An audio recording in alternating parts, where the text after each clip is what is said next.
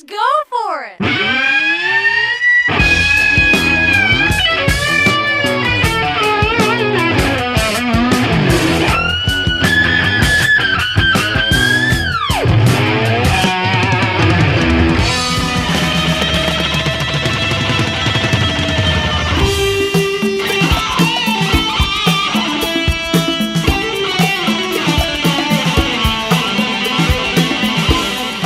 Hey everybody, welcome to The Dark Stuff. It's me, your buddy Dave, and I'm here to do a different kind of a video. You're not actually even going to see me in this video. I'm going to try to do a different sort of type of video making on this one. I'm going to tell you a story about when I saw the Rolling Stones back in 1989 because it's a pretty crazy story, and kids today, not to sound like some old guy, but kids today can't imagine how different it was back then, how disconnected people were because we didn't all have cell phones, and reaching out to people was, and knowing where people were in a big crowd was impossible to find out. But I'll get into the story. So I'm going to take you all the way back to the fall of 1989, and I was a college freshman, total freshman, at the University of Arizona in Tucson, where I went to school for my freshman year. I transferred after that because I really hated Arizona, but anyways, that's another story for another video perhaps, but not this one. So by November 1989, I was firmly in towards the end of my first semester of college. I was living in a dorm down in Tucson, and the dorms were more like prisons. Okay, they're not like they are now. They were concrete block rooms. They were super shitty. I roomed with a guy that I knew from high school, one of my good friends named Larry, but he was the only other person on the entire campus that I knew down there. But it was nice to have a roommate that I knew because both of us were kind of opposed to the idea of living with a stranger because we were, shy kind of kids from Nebraska. We were living in Arizona.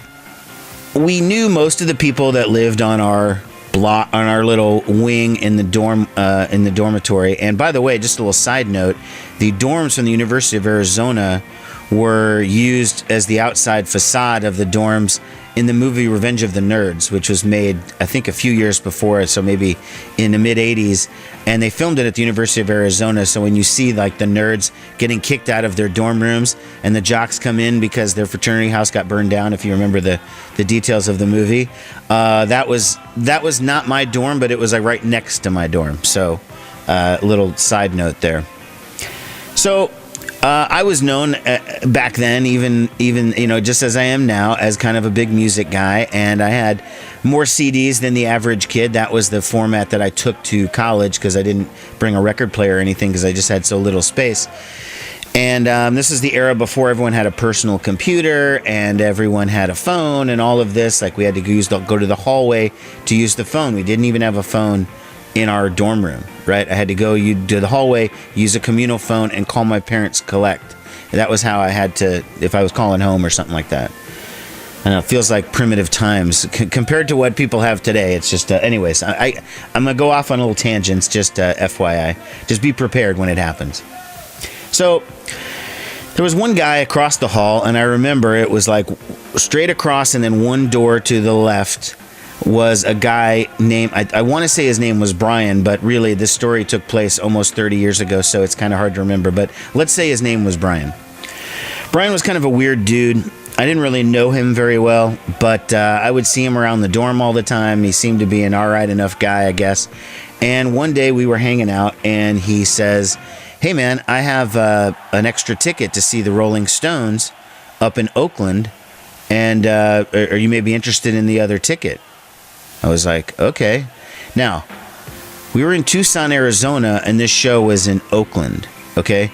And I think he said his parents lived in like San Jose or someplace right up there, up near the Bay Area, Northern California. But I really was pretty geographically challenged, and I did not understand exactly how far away Oakland, California was from Tucson, Arizona, because, like I said, I was a transplant there, and I'd only been there a short time. Turns out, it's 850 miles, and it's like a 12 to 13 hour drive doing that. But I agreed, I wanted to see the Rolling Stones. I thought this was exciting, road trip, all of this kind of stuff. And even though this guy was kind of weird and I didn't really know him very well, he seemed normal enough, and he was in the dorm, and, he had his parents there, and I was young and trusting and naive and stuff. So I was just like, all right, dude, I'll take the other ticket. Let's do this. So he had a car. I didn't have a car.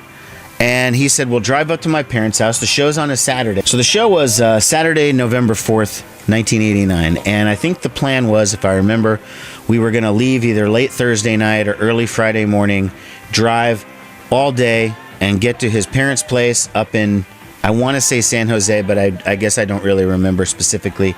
And we'd get there late at night or early in the morning or something, and then we would crash for a couple hours, and then we would take the train from where they lived into Oakland to the Coliseum and go see the concert. All this stuff sounded pretty great. I had no idea what was going on specifically in this. But like I said, I'd never been to these places. I'd never even been to California at this point. So this was all, I was just putting everything in this guy's hands completely. And I was just going along, I don't even think, I'm not even sure I told my parents, to be honest with you. I don't even really remember if I did or not. The plan was that we would take turns driving. He'd drive for a couple hours, I'd drive for a couple hours, and the other one would sleep on the way out there. And again, I didn't understand how much of a drive it was. I kind of thought we were going sort of near Los Angeles. I thought it'd be like 5 or 6 hours. So we'd each drive like 3, and then we'd get there and have a day or two to hang out. I did not realize where I was going. So we head out. He takes the first shift driving. I'm kind of, I'm still excited. I'm up. We're talking. We're doing this whole thing, listening to music, whatever. Then I take a shift driving. He takes a nap a little bit, and I'm just driving along the road. We trade again after a couple hours, and I don't know where we were, but I know we were in California at this point, and we still had a long ways to go by the time we transferred driving again, so he took his second shift driving. At this point, I fell asleep, and I woke up with probably about 45 minutes to go to get there. So we've been driving for 10, 11 hours at this point. And I couldn't believe that we still weren't there. But he said, I woke up and he's like, oh, we're about an hour away, 45 minutes or so. And then he told me that he wasn't feeling that good because he had stopped while I was asleep at a gas station and bought some over-the-counter ephedrine pills, okay? Which is basically just, back then in 1989, they would sell speed over the counter. I mean, when you used to, the tag for speed was that they were called white crosses because they were little white pills with a cross on the front. And that's how these were sold too, okay? They were little packets. They were for truck drivers, truck driver speed. And he bought an entire bottle of these white crosses. Again, these were still available over the counter. And he said he ate like 10, 12 of them or something just so he could stay awake for the rest of the drive. I'm like, that's fucking insane. But I'm young and naive. I don't understand like exactly how much speed this guy just took. Okay. And then he's telling me this, that he did it a couple hours ago. I'd been asleep the whole time. So we get there and we're getting close to his house, and he's starting to say he's feeling really bad. He just really wants to lay down and go to sleep and then get up, and then he's pumped for the show. So we drive on. He's shaking, and he's like feeling really crappy, and he keeps saying he's oh man, I feel like shit. But the whole thing was, I just thought, okay, he's really tired. He did most of the driving. I did most of the sleeping. So we'll get to his folks' house. We'll crash for a couple hours. Everything will be fine. We get to his parents' house. We go inside. We crash out for a couple hours. I wake up. We go into his room, and both crash out on. He's got 2 beds in the room, from what I remember, and we both crashed out. And I wake up, and he's not there in the room anymore, and I'm by myself. So I'm like, well, this is weird. So I walk out of the room, and I go downstairs in his parents' house, and everyone's nice, and they say hello and whatever, and he's sitting there being like, he wants to go to the doctor. He feels like shit. He's been puking and all this stuff, and his parents were just like, well, what a parent would do when their kid is really sick, and they're kind of freaking out, and they don't know what to do. But he's not really telling them why he's so sick. I don't believe he told them that he took like half a bottle of ephedrine or whatever fuck you call it, these white cross pills. to stay awake to drive, and that is probably had some type of overdose or some shit, and he was really in bad shape. And he says to me, he goes, listen, man, the concert's being broadcast on the radio tonight, live on the radio, so we could just hang out here and just listen on the radio. And I'm like, no fucking way, dude. I mean, are you kidding me? We just drove 850 miles to come see the Rolling Stones, and we're here practically, and you're telling me like you want to listen to it on the radio? I'm like, are you fucking kidding me? And I was like, no, that's just, I'm like, feel better, like, dude, take some Mylanta or some shit, or eat a cracker and like feel better. So I was having none of this. Okay, now before you think I have like no empathy for people, I have empathy for people, okay? But I barely knew this dude. This guy was practically a stranger to me. And I went on this, 13-hour excursion into California with this dude. And now he's telling me the whole reason why we're there, we're not even going to do it. And I was like, non-starter, So he crashes some more and stuff, and he wakes up, and he's still feeling really shitty, but he's like, no, I think I got it together. Let's go to the show. So his dad drives us to the BART station, the Bay Area Rapid Transit Station, and drops us off. And again, I'm not paying any attention to what train stop we're at, what city we're in, nothing, okay? I was just following this dude. He knew where he was going, so I was just following him. So we get on the train, and the train is going to take us. It's going to the exit right outside of Oakland Coliseum, where it was at the time. I don't even know if it still exists. So we get out of the train, and it would be right at the stadium. All we had to do was walk in there and then go straight to the show. Okay. So we get on the train, and he is just pale as fuck and just looks awful. And he's puking, okay? In a public train, in a public situation, he's throwing up, and people are kind of staring at him like, what a fucking freak. And they just assumed it was because he was drunk or something, but he wasn't drunk. But it was maybe a drug overdose of some sort. So anyways, he's in rough shape, and we take the train. We get to Oakland, and we get off the train, and we're walking to the stadium. It's not a very far walk from where we got out off the train. And he's puking again, and everyone's staring at him. And again, I feel bad for the guy, but I'm like, we're here to see the fucking Stones. Like, get your shit together. Like, how could you be such a fucking idiot? So we go into the stadium, and we find our seats and everything. And Living Colour was the opening act on that tour. Okay, and I was pretty excited about seeing Living Colour. I'd seen them a couple times before, or at least once before. So we see Living Colour. And again, he's slumped over in his seat. He's sitting down. The whole crowd is standing on their feet. He's just sitting there like moaning, just being like, I feel like shit. Not enjoying himself, clearly. But I am just like, fuck it. I'm here. I'm going to keep watching the show. So Living Colour ends. The break between bands is there. And then the Stones come on. And they start off with Start Me Up, and I'm rocking out, and the whole crowd is going crazy and everything. And I think the second song was Bitch or something like that. And at that point, he looks at me and he goes, hey man, I'm going to go to the first aid station.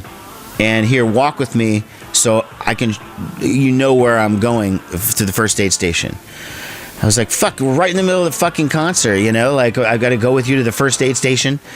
So we left our seats for a bit. We walked over. I see a first aid station. He's like, I'm going in there. And I'm like, okay. He's like, I'm going to come back before the end of the show. I just need to deal with it. I need to talk to a doctor or something. I was like, fine. So that was all the planning and coordinating we did. I go back to the seat. I watched the rest of the concert. He never made it back, okay? And I'm not really freaking out because I just figured he was really sick and he's over in the first aid station and he's sleeping or something. So I go back to the first aid station and I knock on the door and he's not there. And they're like, he was here, but he left. And I'm like, well, did he go to like another first aid station or what? And they were like, I don't know. He just left. Wow. So I'm kind of freaking out. Like, what do you mean he left? Like, I'm like, okay, maybe he's standing outside of the stadium, okay, the Coliseum, and that's what he did. He left. He went outside. He couldn't get back in. So I walk out, and there's 50,000 people or whatever leaving, and I'm looking around near the entrance where we came in, and I'm not seeing him anywhere. And again, I'm not panicking just yet, but I am starting to freak out a little bit because now I'm stuck in Oakland by myself, 18 years old, barely any money. Cell phones hardly existed at the time. Nobody had them. I couldn't call. I didn't even know the guy's last name. Okay? That's how fucking dumb I was. And, I can't believe that I actually did this. And if my parents did give me permission, they probably shouldn't have. But I kind of feel like I didn't tell them. I don't know that detail. So I'm like, all right. I remembered what city they lived in, and I'm like, I think I know which exit to get off. So I'm like, you know what? Here's what'll happen.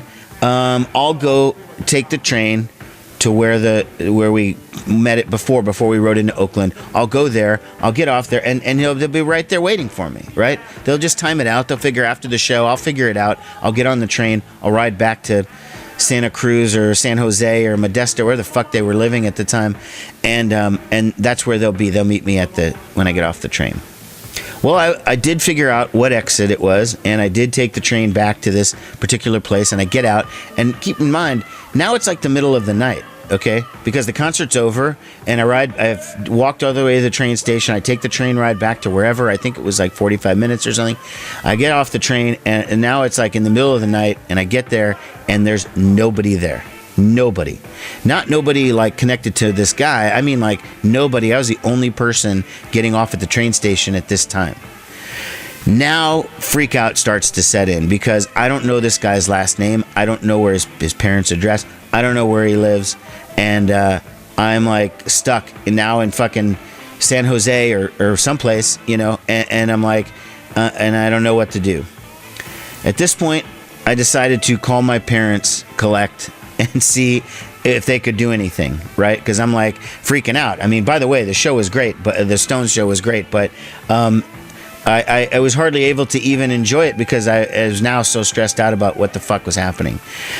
I explained to my parents what's going on, and they were like, well, give us the kid's number, and we'll call him from here or whatever. And I said, yeah, that's the problem. I don't really know his last name, and I don't know where his parents live. I mean, I've been there, but I don't really remember. And so they decided to call my dormitory in Arizona. They were in Nebraska, and they're calling the dorm in Arizona as my parents, asking for the name of the kid across the hall, one door to the left, from where I lived, to get his parents' names and phone numbers so they can call him, or at least the dorm can call and say, hey, my kid is lost in fucking San Jose. Like, you need to do something about this. So, long story short, after getting lectured about how dumb my situation was and why I didn't write anything down and all of this, and a hour-long collect phone call freaking out about being stranded in fucking Oakland, California, the kid's dad finally comes at like 4 a.m. or something and picks me up and drives me back to the house and says, oh, we're really sorry. We thought you knew the phone number and you would just call us when you got here. No explanation as to why the kid left the Oakland Coliseum without even telling me, didn't leave a note or anything with the first aid people. So if I showed up later, they would be like, well, this is what he said. Here's his number. Call him or whatever. And again, if this happened today, you could be texting people, calling people, whatever. It's not hard. I could have called my parents in 2 seconds. I could have called the dorm myself, but nobody had phones back then. Okay, nothing. So the guy takes me back to the house. I go into the room, I crash out, I wake up the next morning, and he's like, listen, I'm not gonna be able to drive back today. I'm in no condition to get back. Now this was Sunday now, okay, the next day, and we had school on Monday. Now that I know it's a 13 hour drive, I didn't figure we were gonna make it there for school Monday, but I figured we'd leave Sunday afternoon, drive the 12 hours, we'd get there back in the middle of the night, sleep through morning classes or whatever Monday morning, and then I'd be back in action by Monday afternoon. He informs me he's not going. He's going to stay with his parents for a couple of days. And so his car was how we got there. So now I'm like, well, what am I supposed to do? You know, I mean, I guess I could wait it out for 2 days, but this kid is pissing me off. Now I don't like this guy. He's a total fucking freak. And I don't want anything to do with him anymore. His family's nice enough. They had a nice house and stuff, but it's like I felt weird staying there. And this whole experience was just like super bizarre and awkward. And I didn't want to sit around with their family anymore. I wanted to go home. Okay. So I called my parents to collect again, and they decided to just buy me a plane ticket one way from, I think, San Jose to Tucson. And I would just fly out later that night. And they did that. They bought me the ticket. Kids' parents drove me to the airport, dropped me off, said, hey, have a good flight, yada, yada, yada. You know, sorry about all of this. And then I got on the plane and I flew home, and that was that. The way this whole thing resolved itself was the guy finally made it back, I think, by like Wednesday or Thursday of that week. And I didn't see him for a couple of days, but eventually I bumped into him in the hallway, and I saw that he's back. I said hi and everything, and he was like, whoa, that was crazy, right? You know, I was like, yeah. And then he goes, so, hey, I never really got the money from you for the ticket. So could I get the money from you for the ticket? And the ticket was like, you know, I think $30 or something like that, which in 1989 was a high price ticket. Now Stones tickets would be like $300 or $400, but back then, $30 for a college kid in 1989, that was a lot of money that I didn't have. And I fucking freaked out at the guy. I was like, are you serious? I was like, you ditched me at Oakland Coliseum. I had to find my way back to where your parents live. I had to make a number of collect calls to my parents. My folks had to buy me a fucking plane ticket one way with a few hours notice to fly back home because you stranded me there up in Northern California with your stupid family. And now you're coming at me a week later being like, where's my $30 for the ticket? Fuck you, you dumbass. Nobody told you to take all those fucking speed pills. Why wouldn't you just take one or two anyways, even if you took them? Why would you take half the fucking bottle, you dipshit? So I was just like, I'm not giving you shit. I'm not giving you any money. Fuck you. Get out of my face. Don't ever talk to me again. And that was the last time he and I spoke. I moved out of the dorm a few weeks later in December. I only stayed there in one semester. My roommate and I ended up getting an apartment off campus, and I never saw that freak again. And I'm glad that I never saw that freak again. But that's my Stone story. It's a little bit crazy. It's more about how this fucking weirdo. But I guess the moral to the story for me is just that, like, when you're young and dumb, you do a lot of dumb things, and this was classic case. And back then, I mean, I could have gotten kidnapped in fucking Oakland for all I know, or maybe I thought I knew what train station it was, but I was wrong, and I was in a totally different city, and you know, I didn't even have a credit card, and I didn't have money of my own, and I mean, I had whatever cash I had in my wallet, and that was about it. You know, that was the way it was back then. And then, yeah, that guy wanting the money back. Are you fucking kidding me? I mean, I don't know. Anyone have any crazy stories like this, concert stories?